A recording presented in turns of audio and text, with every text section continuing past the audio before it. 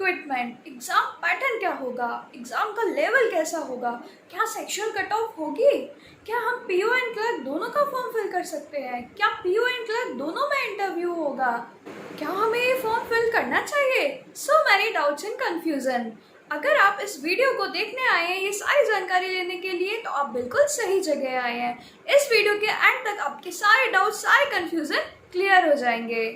So hello everyone, this side Mahak welcomes you on my official YouTube channel wonder banking. I hope आप सभी बहुत अच्छे होंगे और बहुत ज़्यादा ज़ोरों शोरों से अपनी पढ़ाई कर रहे होंगे। चलिए हम वीडियो को शुरू करते हैं। आइए हम अपनी वीडियो को शुरू करते हैं। सबसे पहले हम देख लेते हैं कि हम फॉर्म फिलना किस डेट से स्टार्ट कर देंगे। तो 29 अगस्त से फॉर्म फिल होना स्टार्ट हो गए थे एंड उसके बाद जो रजिस्ट्रेशन एप्लीकेशन की लास्ट डेट है वो है 15 सितंबर। एंड जो लास्ट डेट है आपकी एप्लीकेशन प्रिंट करने की वो कौन सी है, 30 सितंबर। उसके बाद जो ऑनलाइन फ़ी पेमेंट है वो आपका कितना है, 29 अगस्त से 15 सितंबर। तो ये हो गई हमारी सारी डेट्स की रजिस्ट्रेशन फॉर्म कब आया और इसकी लास्ट डेट क्या है। आइए अब हम नैनीताल बैंक वैकेंसी 2020 देख लेते हैं कि पीओ पोस्ट के लिए एंड क्लर्क पोस्ट के लिए हमारी कितनी कितनी वैकेंसीज़ आई हैं। जो पीओ पोस्ट के लिए वैकेंसीज़ आई हैं वो है 75 एंड क्लर्क पोस्ट के लिए वैकेंसीज़ आई हैं वो है 80। Means total vacancies clerk and PO की मिला के आपको आई हैं 155। आइए अब हम एजुकेशनल क्वालिफ़िकेशन देख लेते हैं पीओ के लिए क्या है। आपको किसी भी यूनिवर्सिटी से ग्रेजुएशन चाहिए, रिकॉग्नाइज्ड यूनिवर्सिटी से, इसमें आपके मार्क्स कितने होने चाहिए, 50% एंड आपके पास कंप्यूटर ऑपरेशन की नॉलेज होना मस्ट है। अगर आपने ग्रेजुएशन की है कंप्यूटर से रिलेटेड तो वो चल जाएगी, या फिर पोस्ट ग्रेजुएशन की है अगर नहीं की है तो आपके पास एक कंप्यूटर का सर्टिफिकेट होना बहुत ज़रूरी है। ये सब इंटरव्यू के टाइम पे चेक होता है। अब हम देख लेते हैं कि क्लर्क पोस्ट के लिए हमारी क्या एजुकेशनल क्वालिफ़िकेशन मांगी है। आपने किया हो ग्रेजुएशन या फिर पोस्ट ग्रेजुएशन और आपके मार्क्स जो कंपलसरी हैं वो कितने हैं, 45%। एंड इसमें भी आपको knowledge of computer operation is essential. Mean to say कि आपने अगर ग्रेजुएशन की है कंप्यूटर फील्ड से तो ठीक है, नहीं तो आपके पास एक कंप्यूटर सर्टिफिकेट होना मस्ट है। अब हम देख लेते हैं क्लर्क एंड पीओ की एज लिमिट। तो जो आपको पीओ की एज लिमिट है वो मिनिमम एज दी है हमें 21 एंड मैक्सिमम एज दी है 30। अब हम देख लेते हैं कि क्लरिकल में हमारी एज कितनी मांगी है। जो मिनिमम एज है वो 21 एंड मैक्सिमम एज है वो क्या है, 28। और ये कहाँ से होनी चाहिए, कौन सी डेट से, 31 जुलाई 2020 तक ये एज क्राइटेरिया आपको फिल करना है। आइए अब हम देख लेते हैं कि हमारे पास एग्ज़ाम सेंटर्स की क्या क्या चॉइस है। तो सबसे पहले जो चॉइस है हमारे पास वो है हल्द्वानी नैनीताल में उत्तराखंड, उसके बाद देहरादून उत्तराखंड, उसके बाद रुड़की उत्तराखंड, फिर Bareilly UP, Meerut UP, Moradabad UP, Lucknow UP, Jaipur Rajasthan, Delhi NCR में कौन कौन से रीज़न हमें दिए हैं, Noida, greater Noida and Ghaziabad, and सबसे लास्ट में हमें अम्बाला हरियाणा। ये सारे सेंटर्स हैं, अपनी कंफर्टेबिलिटी के अकॉर्डिंग आप सेंटर को चूज़ कर लेना। अब हम देख लेते हैं पीओ एंड क्लर्क के लिए एग्ज़ाम फ़ी क्या है। तो जो पीओ के लिए एग्ज़ाम फ़ी है वो 2000 है इंक्लूडिंग जीएसटी, एंड क्लरिकल के लिए जो फ़ी है वो है 1500 इंक्लूडिंग जीएसटी। सारी फॉर्मल बातें हो गई। अब हम अपने इम्पॉर्टेंट पार्ट को डिस्कस कर लेते हैं। अब हम अपने एग्ज़ाम पैटर्न को डिस्कस कर लेते हैं। तो सबसे पहले मैं आपके साथ क्लर्क का एग्ज़ाम पैटर्न डिस्कस कर रही हूँ। मैंने जो एग्ज़ाम दिया था वो क्लरिकल का दिया था, पीओ का नहीं दिया था। कुछ एग्ज़ाम डेट्स क्लैश हो रही थी, इसलिए मैंने बस क्लर्क का एग्ज़ाम दिया था। चलिए हम देख लेते हैं। सबसे पहले जो सेक्शन है वो reasoning, 40 questions 40 marks, means 1 question 1 mark.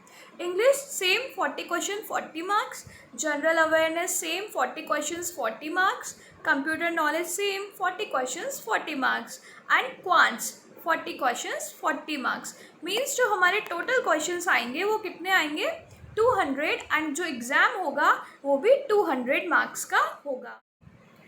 Nainital bank में सिंगल एग्ज़ाम होता है, सिंगल रिटन एग्ज़ाम होता है। अगर आप वो क्लियर कर लेते हैं उसके बाद आपको इंटरव्यू का मेल आ जाता है।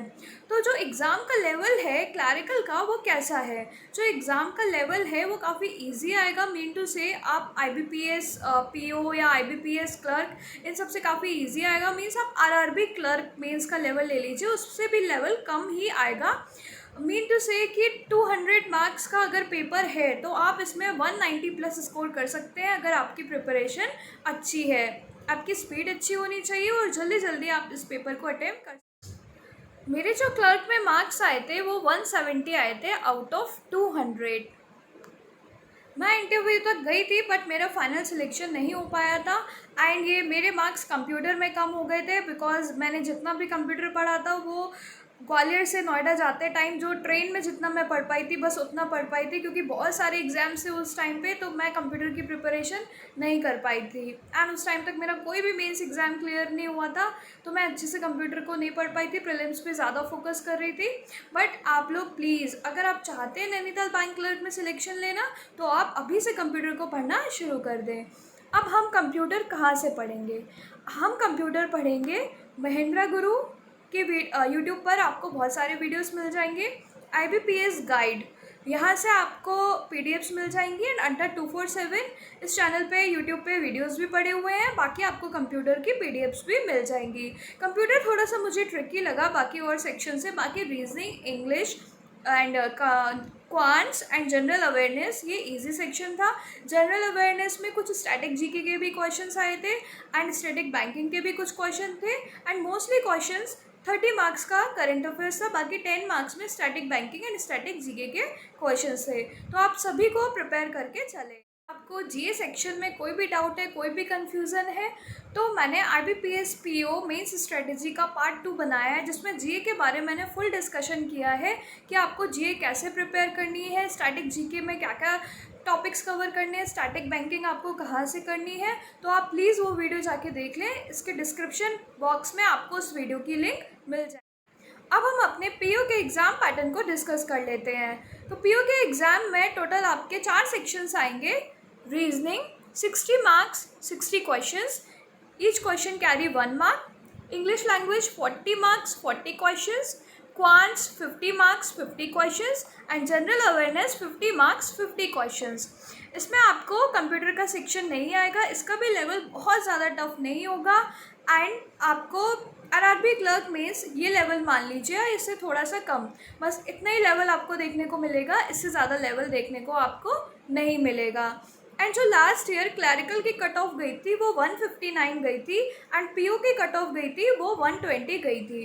बट लास्ट ईयर वैकेंसीज इस बार के कंपैरिजन में थोड़ी सी ज़्यादा थी तो इस बार कट ऑफ हाई जाने का चांस है। अभी आपके सारे एग्जाम्स लाइन से आ गए हैं तो आप प्लीज़ मेहनत से पढ़ना शुरू कर दीजिए। डेफिनेटली आपका सिलेक्शन इस साल के एंड तक हो जाएगा। अब हम देख लेते हैं कि सेक्शनल कट ऑफ होती है या नहीं। तो इस एग्ज़ाम में कोई भी सेक्शनल कट ऑफ नहीं होती, बस आपकी इंडिविजुअल कट ऑफ होती है। कैटेगरी वाइज भी कट ऑफ नहीं होती, सिर्फ सिंगल कट ऑफ आएगी आपकी। उसके बाद ये एग्ज़ाम सिंगल है, मीन्स रिटन के बाद अगर आप क्वालिफाई करते हैं रिटन में तो आपको इंटरव्यू के लिए बुला लिया जाएगा, आपके पास मेल आ जाएगा।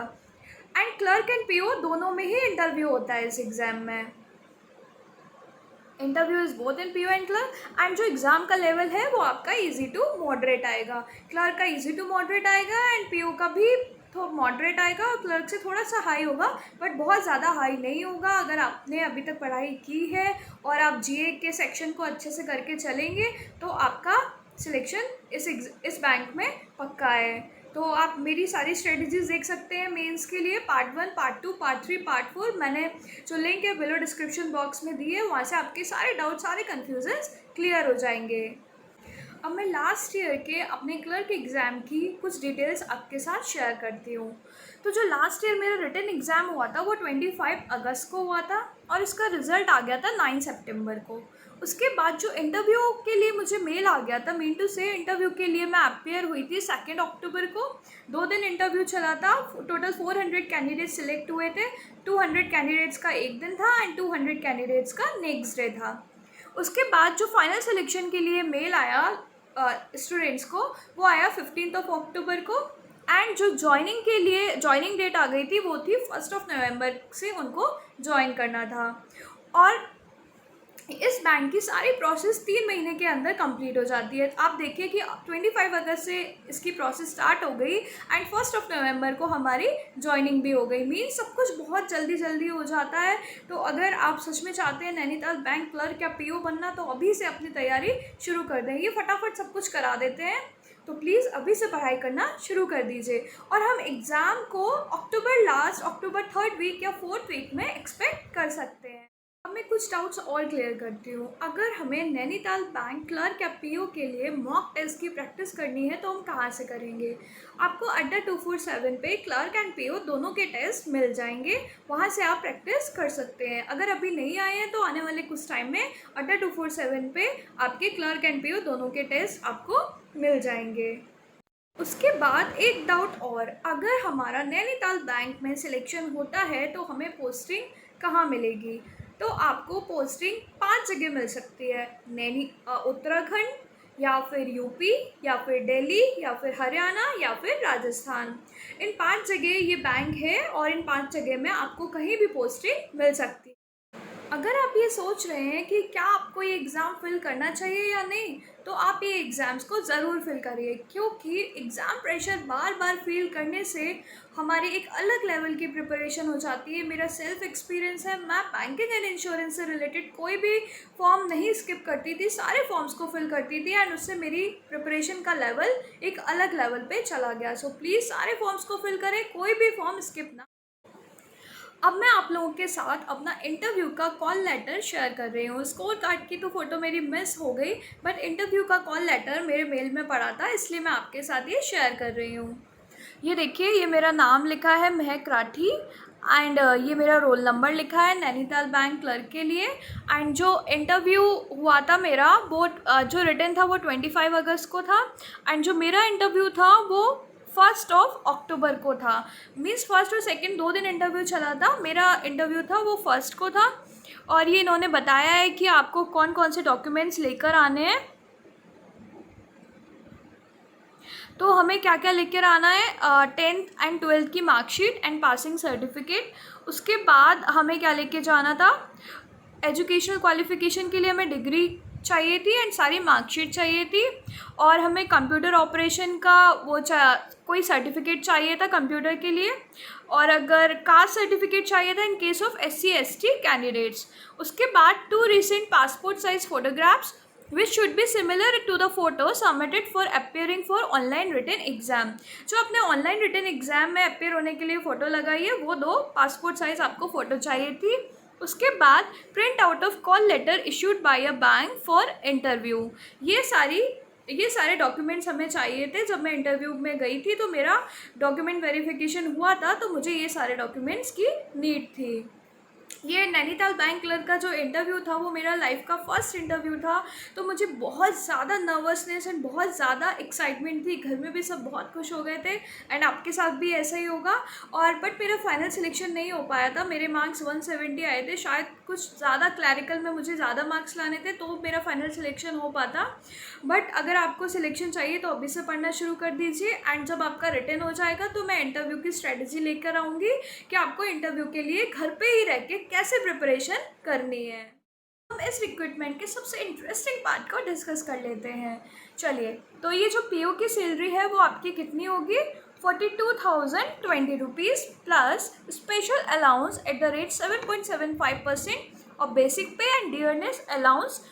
मीन टू से कि जो आपकी सैलरी बनेगी वो 7 lakhs पर एनम बनेगी। आइए अब हम अपने क्लैरिकल की भी सैलरी देख लेते हैं। जो आपकी क्लैरिकल की सैलरी बनेगी वो है 31,540 plus special allowance at the rate 7.75% of basic पे। मीटर से जो आपकी ईयरली सैलरी बनेगी पर एनम वो बनेगी 3.70 lakhs पर एनम। काफ़ी अच्छा अमाउंट है, काफ़ी अच्छी सैलरी है। तो प्लीज़ अभी से लग जाए जल्दी से, आपको बस एक सीट लेनी है। एक सीट के लिए आपको बहुत ज़्यादा मेहनत करनी है, तो अभी से मेहनत करना शुरू। अब आपके सारे डाउट्स एंड कन्फ्यूज़न क्लियर हो गए होंगे। अगर मैं आपके लिए थोड़ी सी भी मेहनत कर रही हूँ तो प्लीज़ मेरे चैनल को लाइक एंड सब्सक्राइब ज़रूर करें।